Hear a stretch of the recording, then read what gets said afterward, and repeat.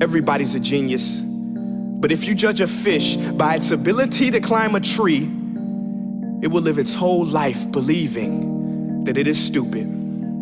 Ladies and gentlemen of the jury, today on trial we have modern day schooling. Glad you could come. Not only does he make fish climb trees, but also makes them climb down and do a 10-mile run. Tell me, school, are you proud of the things you've done? Turning millions of people into robots, do you find that fun? Do you realize how many kids relate to that fish? Swimming upstream in class, never finding their gifts, thinking they are stupid, believing they are useless? Well, the time has come, no more excuses. I call school to the stand and accuse him of killing creativity, individuality, and being intellectually abusive. He's an ancient institution that has outlived his usage.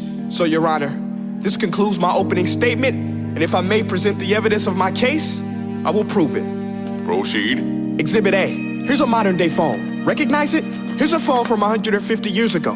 Big difference, right? Stay with me. Here's a car from today, and here's a car from 150 years ago. Big difference, right? Well, get this. Here's a classroom of today, and here's a class we used 150 years ago. Now, ain't that a shame? In literally more than a century, nothing has changed. Yet you claim to prepare students for the future? But with evidence like that, I must ask, do you prepare students for the future or the past? I did a background check on you and let the record show that you were made to train people to work in factories, which explains why you put students in straight rows, nice and neat, tell them sit still, raise your hand if you want to speak, give them a short break to eat, and for 8 hours a day, tell them what to think.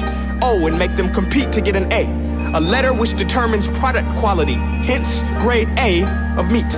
I get it. Back then, times were different. We all have a past. I myself am no Gandhi. But today, we don't need to make robot zombies. The world has progressed. And now we need people who think creatively, innovatively, critically, independently, with the ability to connect. See, every scientist will tell you that no two brains are the same. And every parent with 2 or more children will confirm that claim.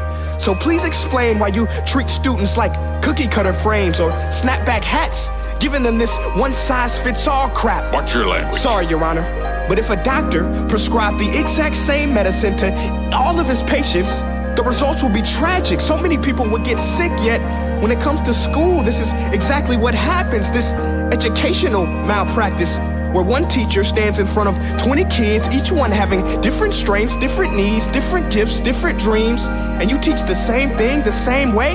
That's horrific. Ladies and gentlemen, the defendant should not be acquitted. This may be one of the worst criminal offenses ever to be committed.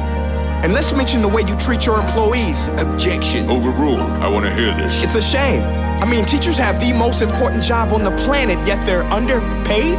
No wonder so many students are short-changed. Let's be honest, teachers should earn just as much as doctors, because a doctor can do heart surgery and save the life of a kid, but a great teacher can reach the heart of that kid and allow him to truly live.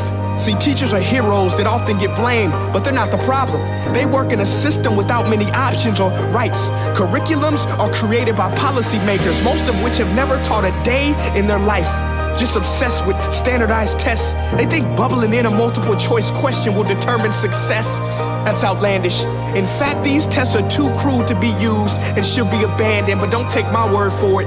Take Frederick J. Kelly, the man who invented standardized testing, who said, and I quote, "These tests are too cruel to be used and should be abandoned." Ladies and gentlemen of the jury, if we continue down this road, the results will be lethal. I don't have much faith in school, but I do have faith in people. And if we can customize healthcare, cars, and Facebook pages, then it is our duty to do the same for education, to upgrade it, change it, do away with school spirit, because that's useless. Unless we're working to bring the spirit out of each and every student, that should be our task. No more Common Core. Instead, let's reach the core of every heart in every class. Sure, math is important, but no more than art or dance. Let's give every gift an equal chance. I know this sounds like a dream, but countries like Finland are doing impressive things. They have shorter school days. Teachers make a decent wage. Homework is non-existent, and they focus on collaboration instead of competition. But here's the kicker, boys and girls. Their educational system outperforms every other country in the world. Other places like Singapore are succeeding rapidly. Schools like Montessori, programs like Khan Academy. There is no single solution, but let's get moving.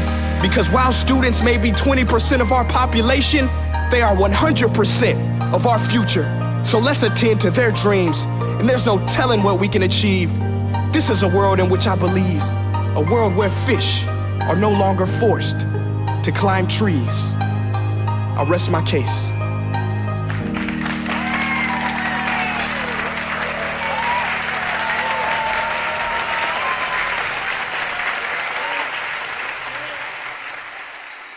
Hey guys, my name is Prince EA, and I want to say thank you so much for watching my video. But now, I want to know what you think. How can we together create a more efficient, effective, and just better future of learning? I want you to visit nestday.com/preorder the future and share your thoughts and ideas on the topic. Peace.